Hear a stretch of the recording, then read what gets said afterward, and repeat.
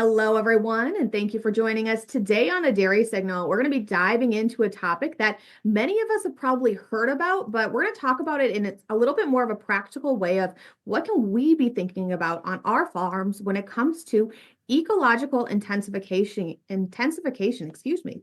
And joining us this afternoon, we have some great research that we're going to be going through, presented by Gideon Feinart, who's a master's student in Department of Soil and Environmental Sciences at UW-Madison, as well as Dr. Greg Sanford, who's an assistant professor in the Soil and Environmental Sciences Department as well at UW-Madison. So thank you both for joining us here today as we dive into this topic, especially as it's one that it has had a lot of buzz and a lot of chatter around it lately. So excited to see what the research is saying as we dive into this. But before we get started and really dive into it, Greg, would you mind giving us a little bit of an introduction about yourself?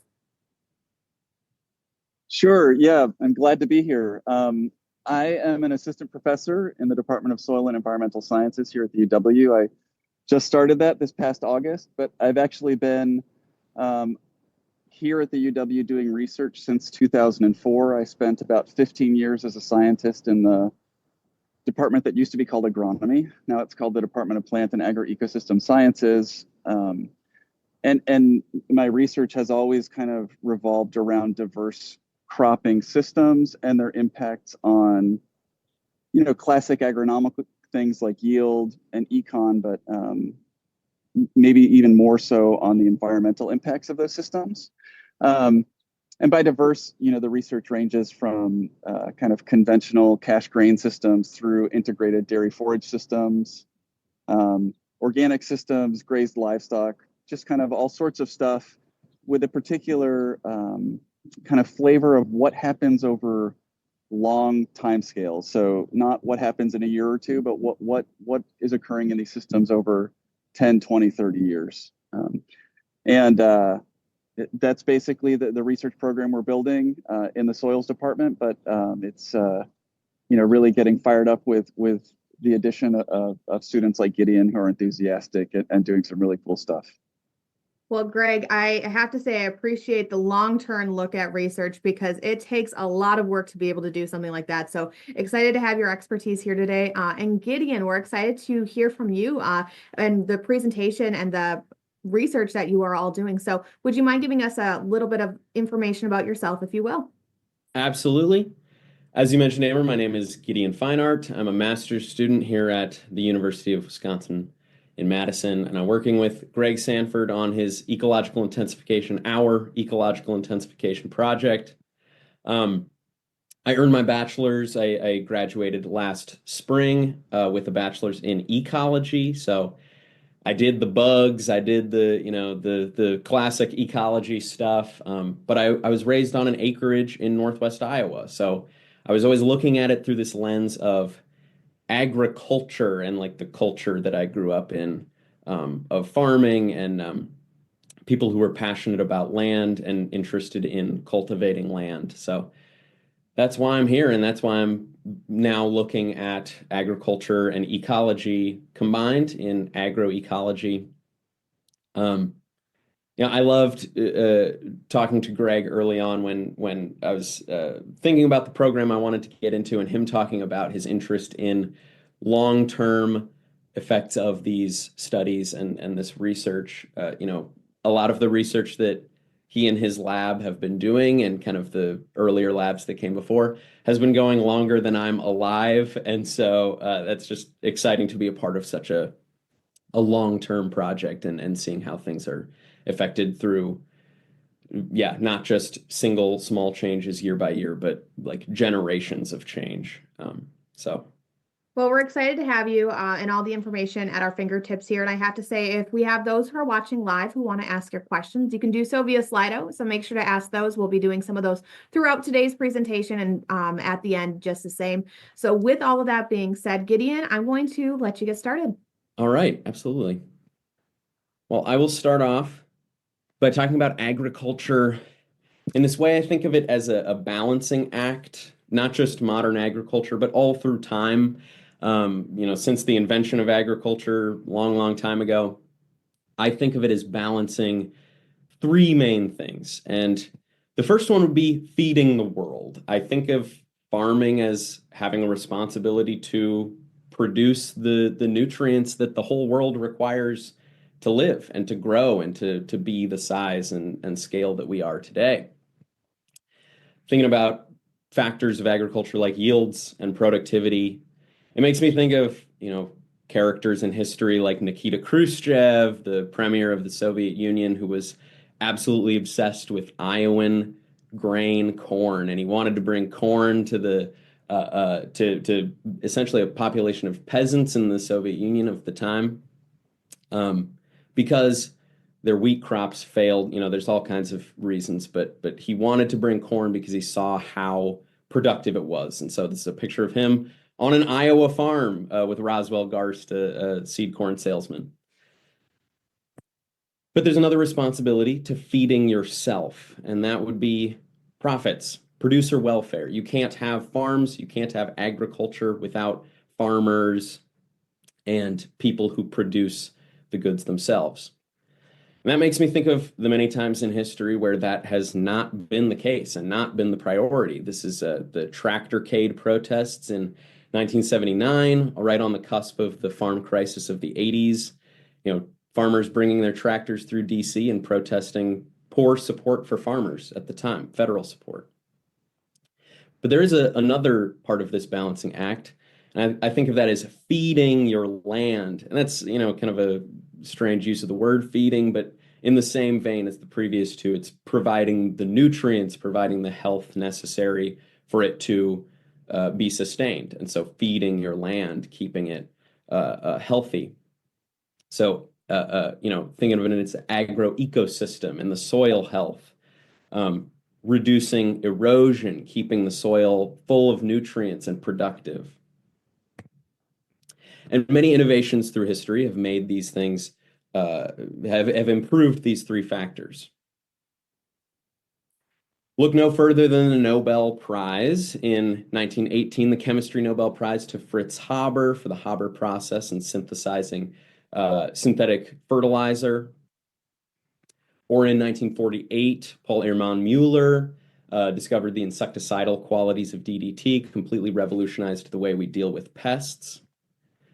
And in 1970, the Peace Prize went to Norman Borlaug for the Green Revolution, where his discovery of, or his production of drought-resistant wheat crops vastly improved yields in the global south, specifically Mexico and India, and really made those nations able to support their populations with their own production. And these innovations largely have had one main goal, and that is improving yields and productivity. They've focused majorly on that one part of the balancing act. We can look just at Wisconsin corn production and get an idea of how that's true. So in 1940, our average bushels per acre here in Wisconsin was 42. 1960, it's already to 63. And by 2 years ago, 2023, it's 178 on average bushels per acre, which is astronomically larger than it was 80 years ago. In total production of bushels, we went from 47 million to 109 to now 553 million bushels. That is over 11 times improvement in 80 years. That is, just staggering amount of improvement.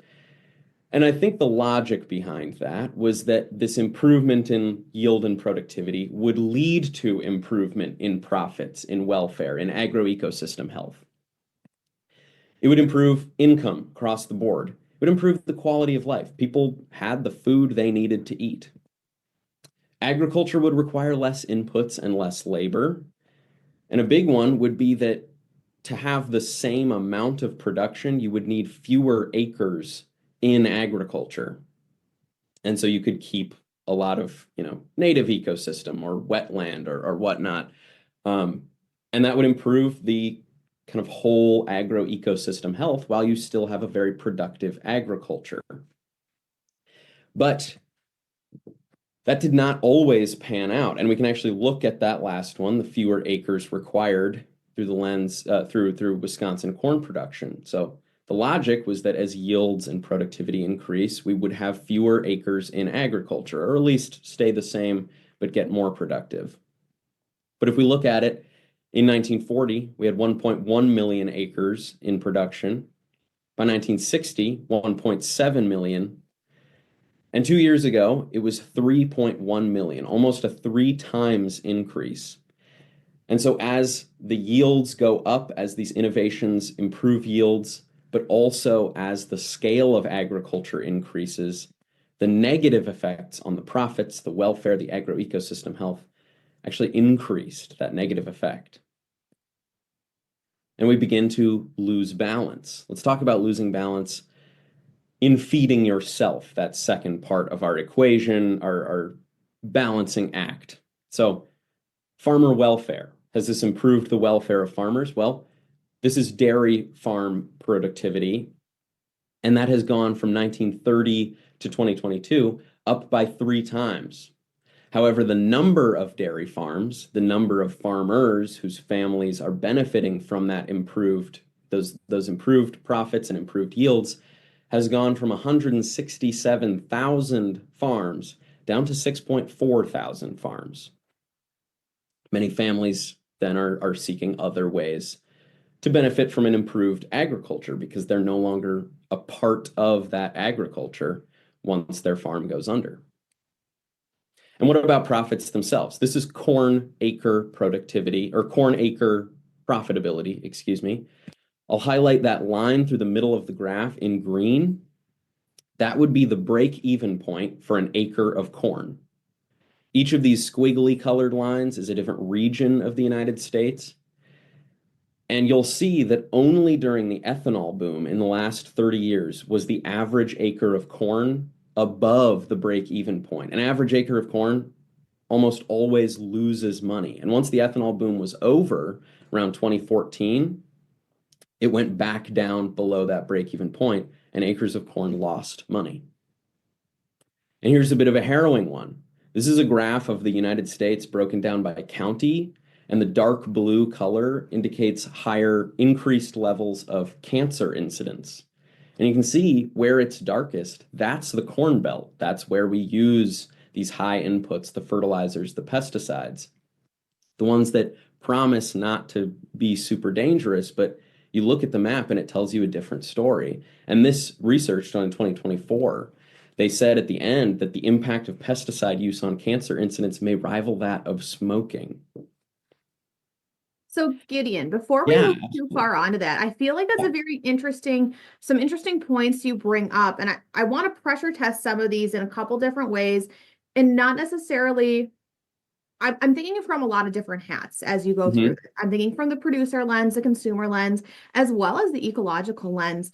But there's a few things that, for example, when you talk about the farms and the decline in farms, you're talking about how some of these, there's not as many families. And I would go and say, be a little careful with that because not only is it a lot of these farms have multiple generations and multiple different family sizes within those, but also they have a lot of really fantastic employees who we provide a lot of different job opportunities for in agriculture. So, I mean, and within agriculture also as well, I think about how when you're talking about the corn, the prices per acre, how much of that is a cyclic nature? Because we all in dairy, especially, we understand that within markets, there is a lot we can't do when it comes to what the price is that we get. There's a lot we can do in terms of risk management, but how much of what you've shown, how many years was that, if you don't mind me asking, because I couldn't quite tell from the size. I don't have the best eyes. Because I'm curious as to what that cyclic nature would look like, because that's oftentimes what we talk about here in agriculture is that there's going to be those peaks, but there's also going to definitely be those troughs. Yeah, definitely.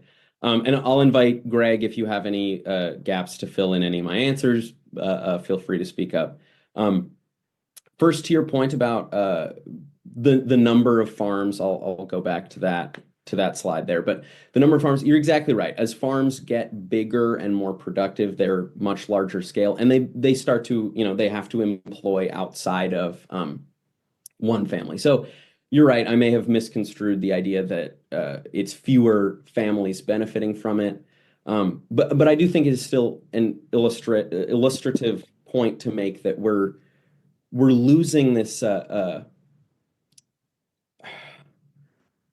It's still orders of Yeah, magnitude, or orders of magnitude changes in farm number, which means that with consolidation, we're losing small and medium-sized farms. And I think there's arguments to be made of why that might be okay and why it might not be okay. But I think that one of the things when we think about welfare on the landscapes, that we would like to promote a diversified agriculture out there that has space for the middle-sized farm and space for the small-sized farm and space for the big-sized farm. And the numbers seem to reflect that, over the course of several different farm crises, Wisconsin has, if you look at the numbers, hemorrhaged in terms of the number of actual dairy farms in the state. So I think your point is super well taken, and it's also a troubling statistic, I think, to many that those numbers have changed the way they have. yeah. Thank you, Greg. That's a fantastic point. I also think that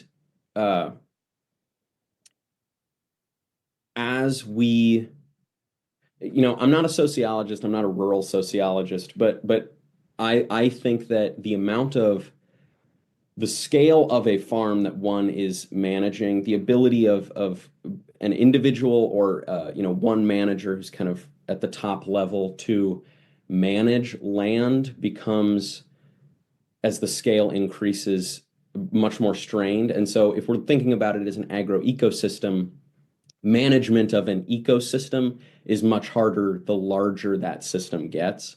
And so as the scale of agriculture increases, you're right that they employ more people, but it also becomes a less direct influence of one producer to their plot of land. And, Greg made that great point about room for other size farms and other size of production. As to your point about, oh, Greg, I see your. I was just going to dive into the profitability thing. I mean, Oh, yeah. you're 1,000% right, Amber. The cyclical nature of profitability, and I think Gideon in his setup here is trying to make it clear that technological advances have been fantastic in many ways, but they haven't solved all of our problems. They're not panaceas, and this is certainly not a like targeting the advances we've had with these technologies, but asking us to step back and ask the question if they are panaceas, and if not, like what's missing. So in I think it's either 2 decades or 15 years of corn productivity or profitability that Gideon showed across the US without government support. The only time in which corn grain, if you're a corn grain commodity farmer, was profitable was surrounding the peak kind of the renewable fuel standard boom. So 28, 29, I'm sorry, 2008, 2009, that sort of realm. And again, those are huge, broad strokes. They are average regional numbers. And so like the best producers are profitable and the best producers, the most efficient producers, the most, progressive farmers are going to be profitable in those moments. But as a sector, that's not the case necessarily.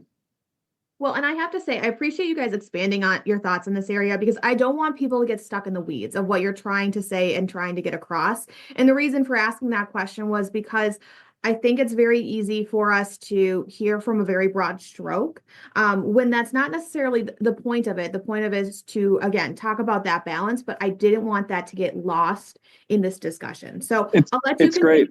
Yeah, I'll let you guys continue on because I know we've got to get to the meat and potatoes of it, but I didn't want that to get lost as we continue. Thanks. Absolutely. And to your point about profits and the cyclical nature of profits, we're also going to talk about like smaller cycles of profits and resilience and stability, but we'll get to that later. So we'll continue on. And talking about losing balance in the frame of feeding the land and this other piece of the balancing act that I mentioned before. The classic one is topsoil loss. Here's a county breakdown of the Corn Belt. You'll see that certain areas have lost 25, even the lightest colored counties there is over a quarter of topsoil loss. Topsoil has been lost. Down to the darkest areas, the driftless region, south central Iowa, that's up to 50% of topsoil loss. That's, potentially thousands of years of topsoil production from the native ecosystems that were present before settlement that has been lost in a very relatively short period of agriculture. Now, this is very broad strokes. This is from a research done in 2021, but they estimate that these indicate a 6% loss of crop yield across the whole Corn Belt every year, and that's a $2.8 billion economic loss each year because of topsoil loss. And as for nutrient loss, phosphorus, it's the kind of thing that runs into waterways and into lakes, like Lake Mendota, toxic algal blooms, the dead zone in the Green Bay, and nitrogen loss. Here's a county breakdown of Wisconsin where the darker counties indicate higher percentage of private wells that were measured above the nitrate standard. So you think of your, well water is fantastic. I grew up on an acreage and I was drinking out of the well all the time. But the more that nutrients from agriculture is running into groundwater and into other waterways, the more risky that becomes potentially. And all of that begs the question that if we're going all in on yields, and that's our top priority, are we feeding the world? Well, here's a breakdown of where corn went in 2024.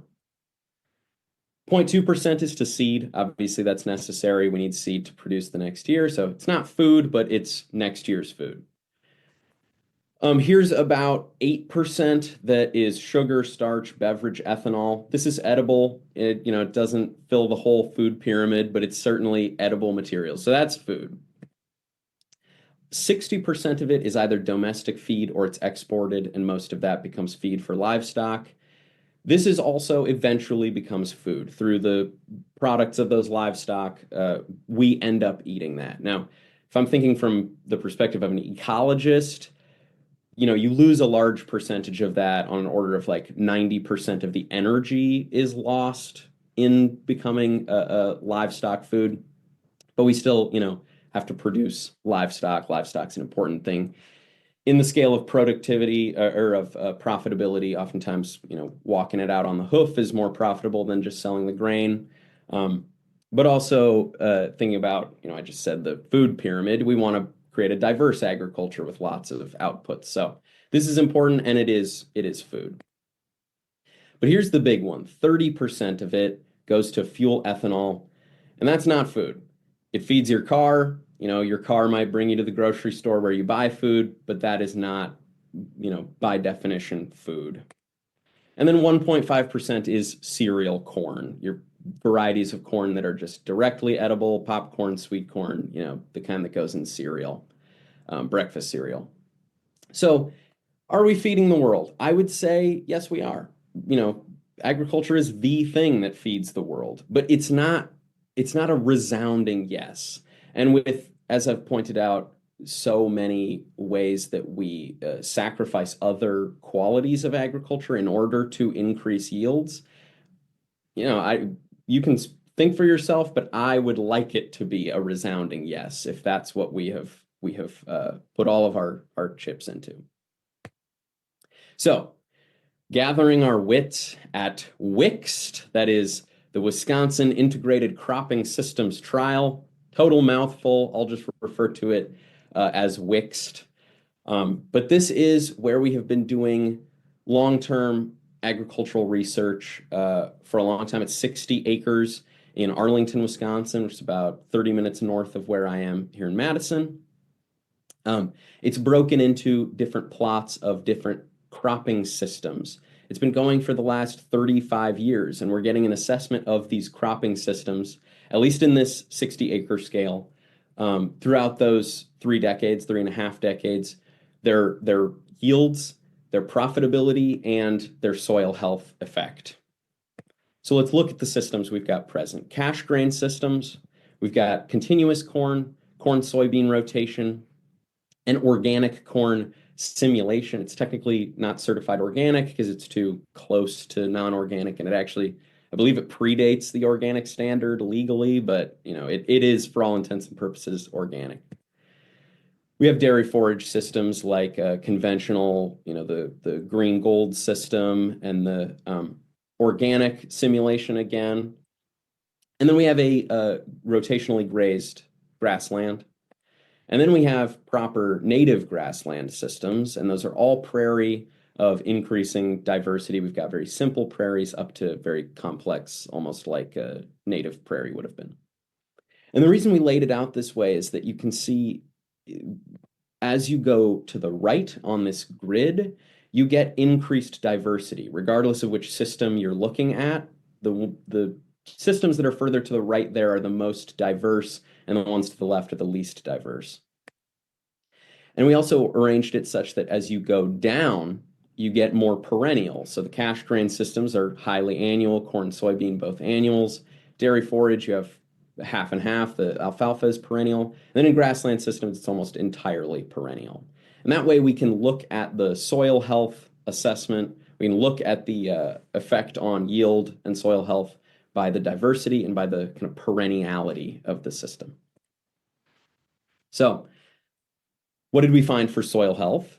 Well, microbial biomass, it's a great biological indicator of soil health, improves when you have living cover.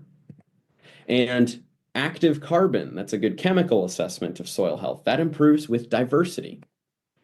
And water-stable aggregates, that's sciencey way of saying it resists erosion, improved with a combination of no-till and a cover crop. And so we can pretty much conclude that soil health is better in these diverse and perennial systems. What about stability and resilience? So stability, that's the quality of a system to resist fluctuations over time. Stability improved with the relative perenniality, again, that combination of reduced tillage and living cover. And resilience, that's the ability of a system to be affected less by a stressor event. That improved with species diversity. And that makes sense. A stressor event often is often most effective against one thing. So if all you have is that one organism, for example, corn, and the stressor event, drought or flood, is especially effective against corn, it's going to take out almost all your crop. Whereas if you've got lots of a diversity of crops there, it's less likely to affect you. And so again, we can conclude stability and resilience. These are better in diverse and perennial systems. Now, how about soil organic carbon? This is kind of the poster child of soil health assessments. This is like the most ubiquitous idea of what a healthy soil is, has high soil organic carbon. This is the stuff that the tall grass prairie built up in our soils. It's why the Midwest has such fertile soils to begin with. And we found, here's our kind of final assessment for the top 15 centimeters in that topsoil of the soil organic carbon. This line here in red in the middle, that is no change from one year to the next. And reminder that these are the systems we have present. Our grassland systems actually increased the amount of soil organic carbon they had from one year to the next. And that makes sense. Again, the tall grass prairies built up the soil organic carbon, so it would make sense that a prairie would build it up again. Our forage systems actually had no change over time. But our grain systems, this was where the biggest problem was. We saw a deficit in all three of them. Even our diverse organic system, we think likely because even though it's more diverse, there's more tillage because it's organic and you can't use synthetic pesticides. So once again, we say soil organic carbon is better in these diverse and perennial systems. So how can we regain balance? Essentially, how can we get perennial function, the thing that we've seen has made all of these factors better, in our annual systems without completely changing it to a perennial system? Well, we would like to think that it's through ecological intensification. That's an agroecological approach. Essentially, we're looking for ways that nature has struck this balance, and we're going to use that to inspire balance in our farm systems. I think of it like, I mentioned the tall grass prairie a lot, but the tall grass prairie that built up these awesome fertile soils that the Midwest is built upon. And we're going to use that to inspire change in our agroecosystems.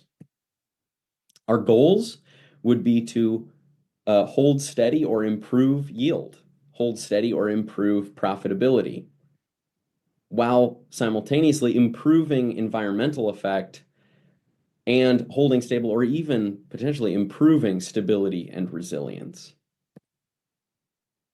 The theory behind ecological intensification would be factors we observe in nature and the way that we can see them in an agroecosystem. So natural systems, the soil is rarely disturbed, so we would go no-till. Natural systems, the soil is almost always covered, so we would retain residue. Natural systems, there's almost never a time, rarely a time in natural systems that almost every plant dies, and so there's almost always living roots, so we would do cover crops. Natural systems are very diverse, so we would farm polycultures, and also oftentimes there would be more than just plants in these natural systems, so we would integrate livestock. You can't always graze one of these agroecosystems like a field of corn, but you can spread manure. You can take corn off as silage and feed it directly as a forage to your livestock, and that would kind of integrate livestock into the system. I'm gonna just jump in quick, Gideon. Yeah. Apologies, but No problem. To kind of just to mention that if you're sitting here scratching your head as a dairy producer, thinking like we do a lot of this, we know, most of the issues that we see in terms of productivity, profitability, kind of like maybe not being in balance with some of those environmental aspects, whether it's leaching or a soil carbon loss, are in these annual grain systems. And even though dairy production systems have a long history of inclusion of perennial forages, integration of livestock, there's still a lot of reliance on annual crops in those systems. So these aspects of ecological intensification certainly apply in a dairy forage system. They certainly apply in our annual grain systems where, for the past 70 years, we haven't had to necessarily have crop livestock integration. We haven't had to rely on legumes for fertilizer, those types of things. So, there's a continuum in any of this concept of ecological intensification. It's not one way or the other. And dairy forage systems are some of our closest models currently on the landscape to move us in the direction of that kind of natural system.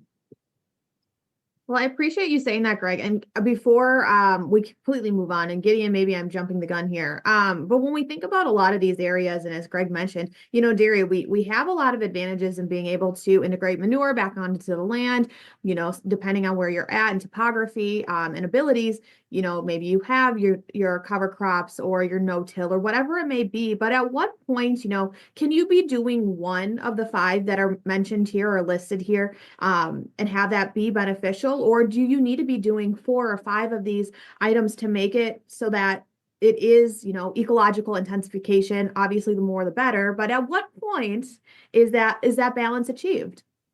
Well, that's a fantastic question, and that's one of the main questions we had when we designed this project. And you'll see the design of the project actually includes this continuum, because we know that, that's why it's intensification. It's not just you jump to being 100%. It's, what are smaller steps you can take to intensify your system.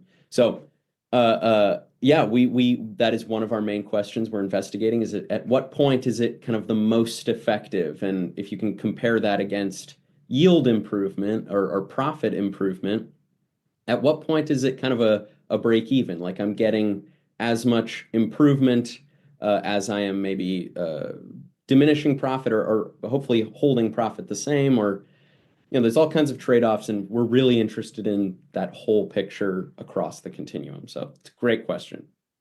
So more to be learned on that, but yet to come. So, okay, I'll let you keep going here then. All right. So we are doing ecological intensification at WICST, the Wisconsin Integrated Cropping Systems trial. And I'll go over how we did that. So you take a strip plot that has been a part of WICST for the last 35 years. And then 4 years ago, we took those cash grain systems, the ones that have the largest deficit in soil health, and we took each of them. We took any given one of them. I'll just highlight that one right there, and you break it up into smaller plots. So about 40% of it stays as a control. We don't want to affect the integrity of a research plot that's been going for so long, and so a large chunk of it stays in the original research plot so that WICST continues to gather the same data it has been. And then the rest of it we break up into 6 little plots. The first one, we add a cover. The second one, we do no-till, and that means we're not, adding on to them. The second one is just reduced tillage. It's not cover and reduced tillage. The third one, you add manure only. The fourth one, this is where we merge all of them, but we take off a normal grain crop at the end of the season. The fifth one is a merge of the first 3, but you're also taking the corn off earlier in the season as silage. That's like, you're getting your forage. That's especially relevant to people who have livestock, dairy farmers especially. And then the fifth or the sixth is a control. Because of the edge effect, you need a plot that's the same size as your test plots to compare against a control. So we can't really compare them to the big plots that are control. So we had a little one that goes back. And to your question, Amber, earlier about each of, the continuum of ecological intensification, if you move the control up to the top and get a fancy transition to show that, you can now see that the rows we've created here is this ecological intensification spectrum. So as you go further down, you're getting a more ecologically intense system. And our preliminary findings are very promising, I think. So particulate organic matter carbon, that's a good chemical assessment of soil health, improves with ecological intensification.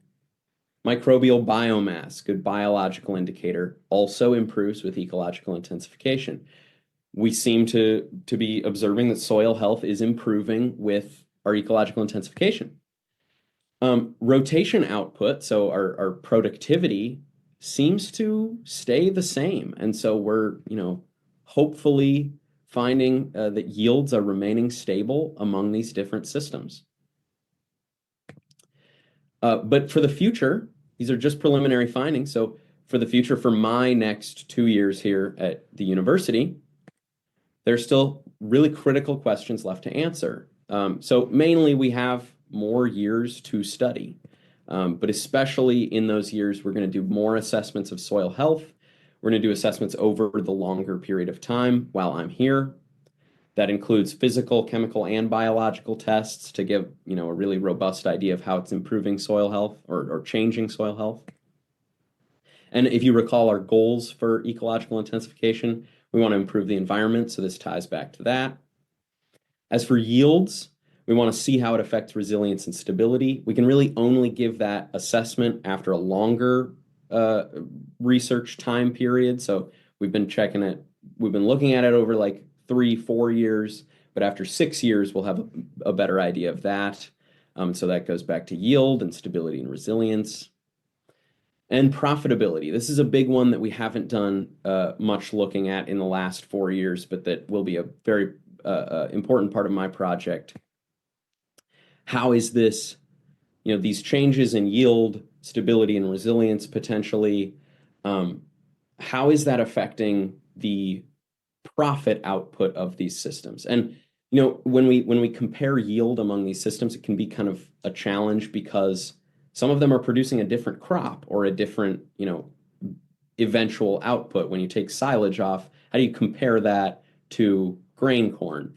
We've been using it as like gigacalories, so per hectare, so the amount of energy that you're producing. But I think that we'll really see difference, or we'll really be able to illustrate how these are different in the profitability, because in that way, things are it's how much money you could get out of this system, and you don't have to average it out for energy.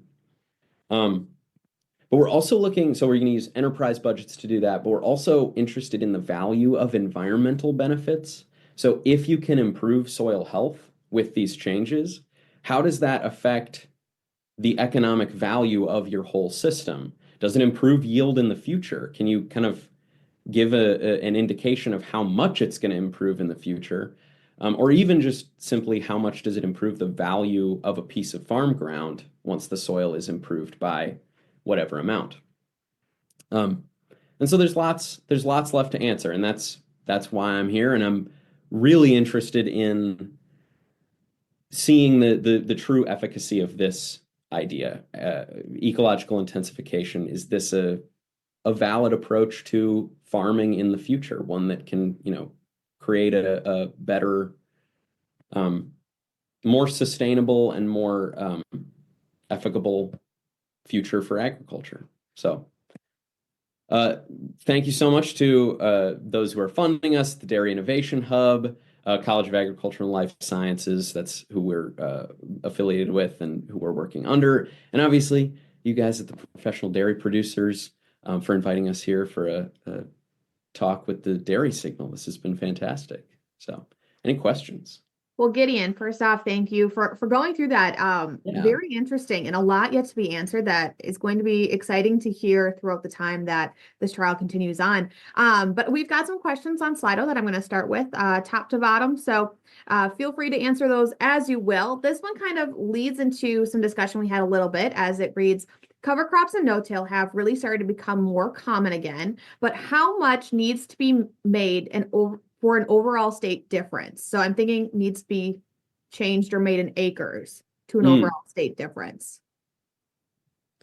That's a great question. I'm not entirely sure how to answer that, since our research is being done on small test plots. I think they're 0.7 acres each. So I wouldn't know for a full scale. Greg, do you have any response to that? I mean, I guess I could interpret that a couple ways. One is like how many acres out in the state are covered with cover crops, and clearly that's going to depend a little bit on what it is we're trying to accomplish. Are we trying to reduce erosion? Are we trying to build carbon? I mean, things like reducing erosion or runoff could probably be more situational distribution, like hilly slopes or by waterways, those types of things. Whereas soil health improvement or carbon, it's essentially going to be the more acres, the better type thing. That's one way to interpret it, maybe like an aerial sense, like how many acres there are. Another way to think about it is like how much biomass do you need to generate? And that's actually a big question too. Like what's enough cover crop biomass to create a long-term benefit in your soil? And I think that the jury's out, but I would certainly say I'd like to see at least a ton of biomass out there being returned to the soil. As with everything, one of the most complicating factors is going to be your soil type. So what are you starting out with? If you're starting out with the soils here in southern Wisconsin, we're starting out with a lot of just inherent soil health, and it's really hard to improve that in the time scale of like our lives. That might be a little bit over exaggeration, but if you're on a sandier soil or elsewhere in the state where you don't have that kind of historic prairie carbon starting point, chances are, what you're doing from the standpoint of ecological intensification or adding cover crops is going to have a much more rapid and profound impact on your systems. Okay, thank you for that. I'm going to go to the next question here, and it reads, what are the potential trade-offs when implementing these practices? And that I feel like is that's an intense question in and of itself. So take that as you will. Definitely. Well, it's a fantastic question, because that's really why we're not looking at this purely from, an ecological standpoint. I mentioned at the start, I'm an ecologist, so my training is like, how is this going to affect the waterways, or how is this going to affect the ecosystem? But, now I'm working here and on a project that was partly designed or largely designed with the help of farmers and producers themselves, for whom one of the main concerns is, what are the returns of this? Is this actually going to improve things for me? And so there's every question we're looking at yields productivity, profitability, and soil health, all of those are potential trade-offs. At this point, we're not able to definitively say what improves, what changes.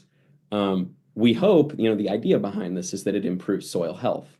But the real potential trade-offs are productivity and profitability. And that's why they're part of the design of this project. Because at the end, we'll have, 6 years of research to say what they did affect in profitability and productivity. Okay. I will only add that once we make a change this significant at a long-term experiment, it doesn't go away. So 6 years, 6 years is 3 times longer than most master students projects, but it's still just the beginning. We like to see things go multiple decades. And it's fun that we can ask these things on station with input from farmers, because if everything goes crazy and some sort of emergent disaster occurs, like one of these interventions increases white mold in soybeans or corn borer or rootworm in corn, like we figure it out on station before promoting it elsewhere. Yeah, that is the huge benefit of long-term research, is being able to see it from a lens of not only 1 year but multiple years and its impacts. Next question here is kind of interesting, as it reads: how do seed types, for example corn hybrids, change the results, if at all? Correct me if I'm wrong, Greg. I don't think that's part of this project in particular. We haven't been looking at, we use different corn varieties, obviously, for our organic systems. So we'll get a rough idea of like conventional seed types and organic seed types. But otherwise, that wasn't a factor we were particularly looking at. But Greg, let me know if I'm... Yeah, I would say, not trying to be flippant here at all, but it's, the specific hybrids, if it's one 105-day number 2 yellow dent corn versus another 105-day number 2 yellow dent corn, is probably like rearranging deck chairs on the Titanic. There's probably not much of a difference. The impacts on the soil are primarily the quantity and quality of carbon or residue that's being returned. So certainly some hybrids are going to produce a lot more biomass. Like our silage hybrids produce a lot more biomass, but we remove all that biomass.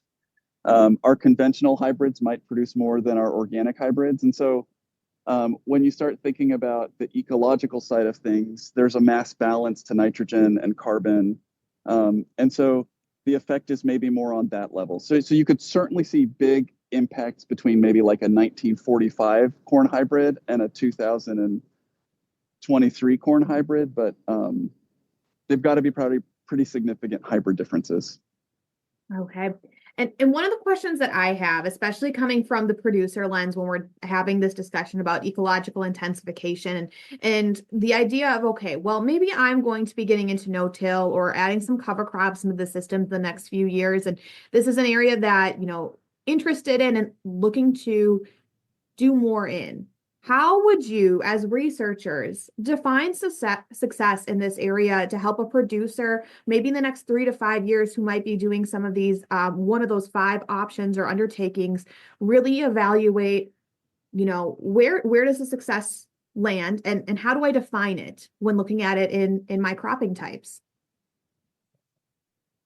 Yeah, that's a good question. I would say, so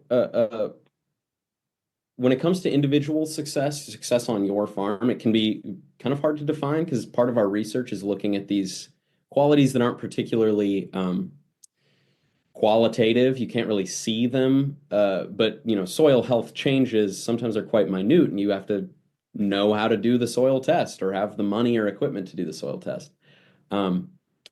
And so I would say, well, I'll shout out another project going on in our lab. We call it SOCNet, Soil Organic Carbon Network.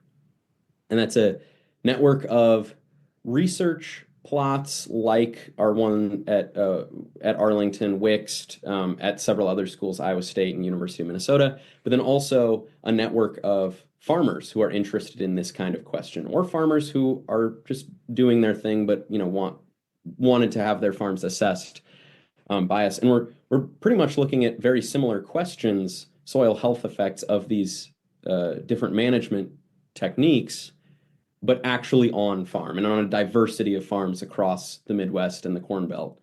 And so, Greg maybe has more to say about this, but if you're really interested, let us know. We're always interested in people who want to check out their soil quality. Okay. My yeah, the only thing I want to add, like I'm sure that a lot of the producers that are listening to this have made changes before on farm, and any of us who have made a change on farm know that there's a learning curve associated with that change. So, my advice would be start small if you want to make a change and be patient. We know typically conversion from a tilled system to a no-tilled system, you're going to have 3, 4, 5 years where like you might actually have a yield decline before you start seeing soil structure build and that trend reverse.